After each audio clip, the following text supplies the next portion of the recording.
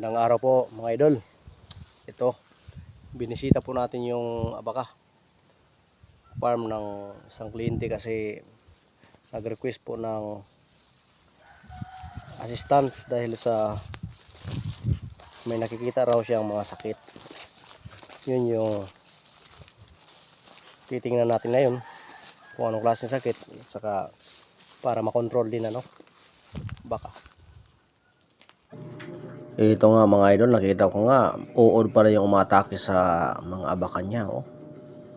Kawawa yung abakan niya, halos ubusin yung dahon.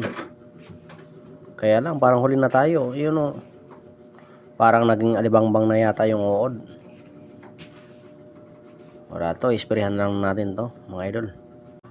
At ito nga mga idol, may nakita tayong banchitab dito. Inisprehan muna natin yung paligid bago natin isprehan ang mismong abaka na may sakit, para po sigurado na lahat ng mga insekto na nasa paligid o nasa halaman na ito ay mamamatay. Ayan. At katapos nga po ay ginamot na po natin ng pangtusok para hindi na po makadamay pa. Ayan, kasi wala na pong pag-asa ito.